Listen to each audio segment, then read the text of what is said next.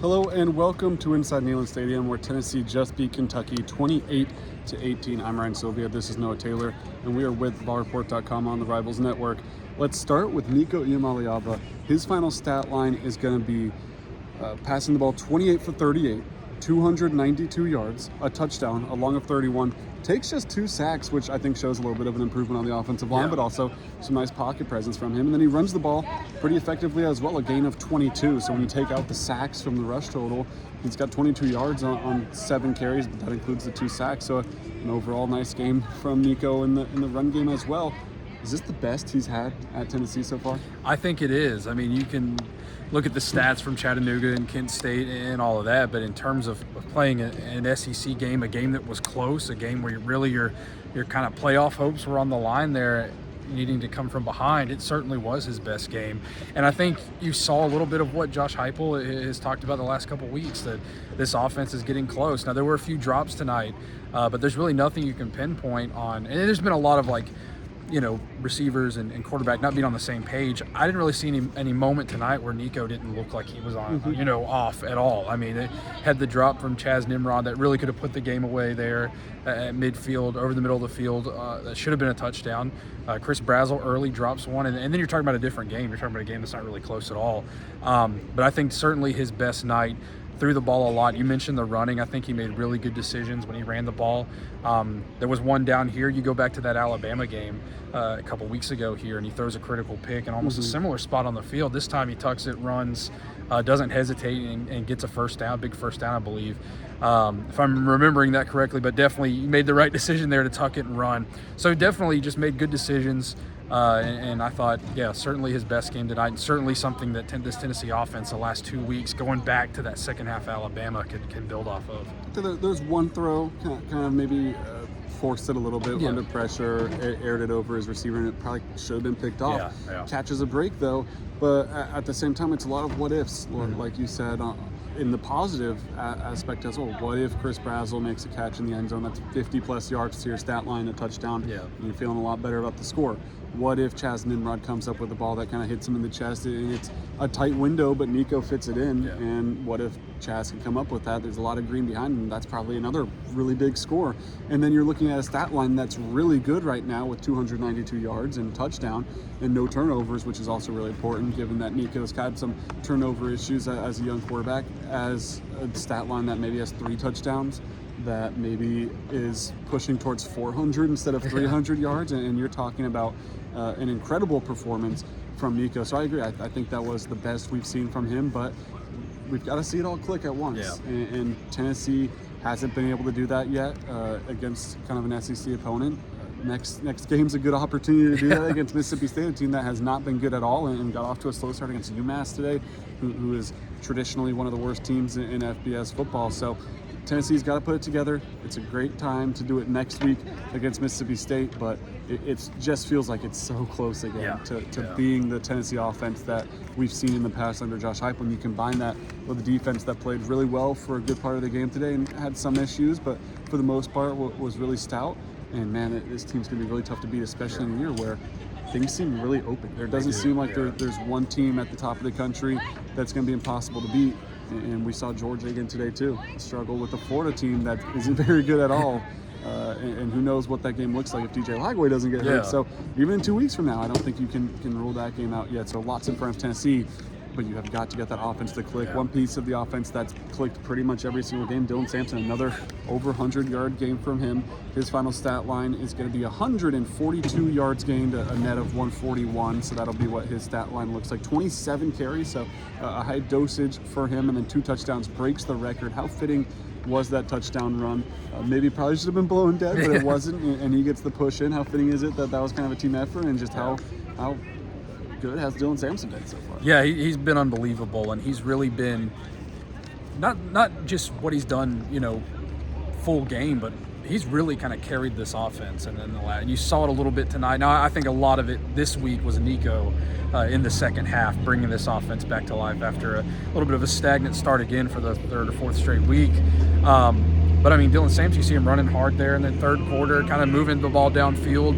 for this team and kind of jump-starting again this offense. But yeah, it was really cool listening to Dylan talk back there just a minute ago with the media and said, he's going to cherish that moment because those guys helped him get in the end zone, because it was a team effort, because Nico even being in there on that push and helping him get through that record, which previously stood for 95 years, and that's something impressive. And he's closing in on another. I think total touchdowns in his career. I think right now he's tied with Josh Dobbs in third place. So over 3 seasons. So he's definitely left his mark on this program already, and certainly is about to do it again. You would think. Still plenty of time now to kind of break another record. But I think that he can't be understated what he means to this offense and just what he's been able to do. And you look at the rest of that backfield. I mean, Peyton Lewis was a guy that got in there when Tennessee kind of needed a jolt as well. Played really well. I think saw some positive signs out of him as a guy that could potentially. Now, Josh Heupel didn't have an update on Deshaun Bishop. Obviously, he came out of the game in the first half after one drive. And looked at trainers for a minute, but got up on his own. But I mean, Peyton Lewis is a guy now you could look at potentially as that number 2 spot if you need him, and feel pretty confident. Had a good game against a good Kentucky defense. So I think that run game as a whole is in a good spot right now if they can stay healthy. But it all starts with Dylan Sampson, and not just with the run game. You could say that for the entire offense. Peyton Lewis, he's going to get 8 carries for 25 yards. Scores his first college touchdown. It's the first touchdown of the game for Tennessee. The first time they scored a touchdown in the first half. Since that Oklahoma game, 42 days, the first time since the calendar turned to fall, which was kind of a funny stat that Tennessee scored in the first half. And now it's still been 4 straight games, though, where Tennessee's trailed at halftime, where they went into the break once again at a deficit. How concerning is that these first halves have been ugly for Tennessee? It is. I mean, you could certainly look at the positive spin at it and say it's a weird football season for everybody, and Tennessee's sitting here now in the first week of November.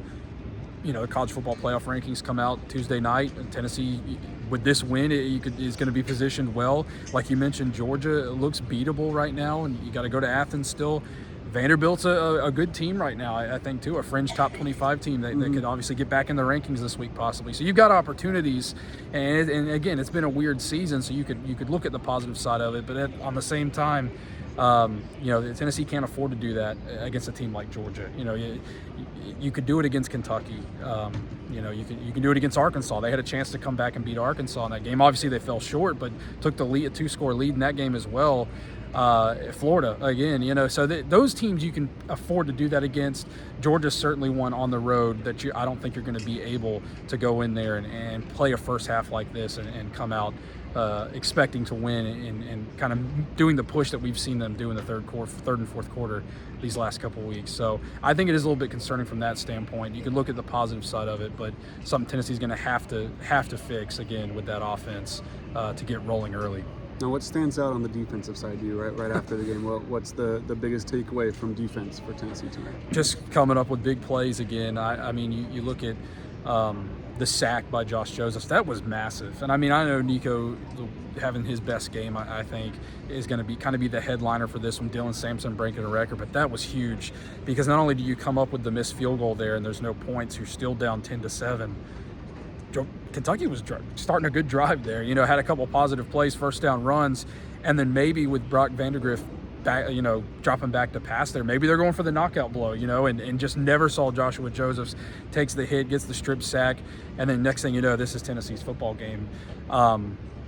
Just an impressive the way they've been able to carry this team and come up in those kind of moments for Tennessee. And then again, Will Brooks with the interception. Again, Kentucky puts in their backup.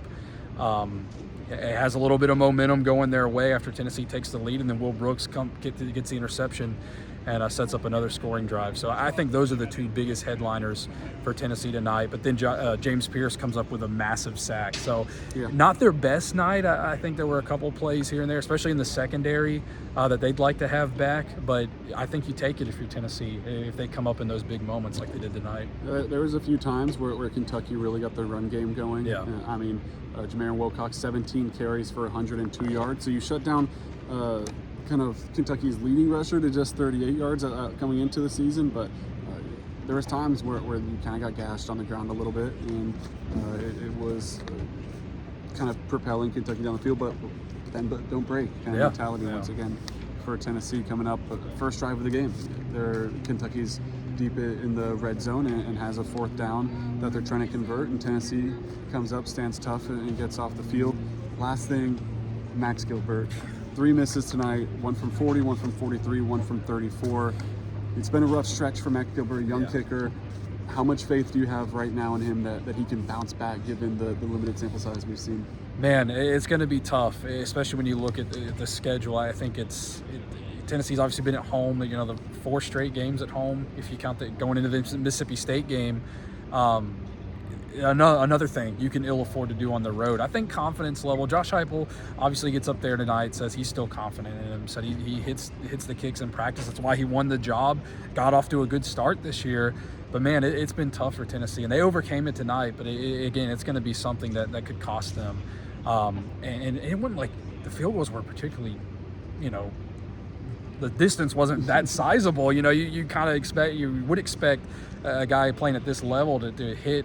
I mean, had 3 opportunities to do it and goes over 3. So, yeah, I think that is concerning for Tennessee, and not a ton of confidence in his ability right now, especially with some big games coming up on the road. You can't leave points on the field. That's a given in SEC play. It'll come back to bite you. You talk to people around the program, though, and they're all very complimentary of Max Gilbert, though. Says he does have that kind of strong mental makeup that you need from a kicker, someone that, as a kicker, when you walk out, you can't even in the back of your mind think there's a chance you're going to miss it. You can only kind of picture it going through the uprights, and you talk to people and they say that that's the type of guy Max Gilbert is, that he has a lot of confidence that every time he steps out there it's going to go through. We'll see, though. This is a tough stretch for him, and it's got to be tough mentally to be a kicker and see a few not go through.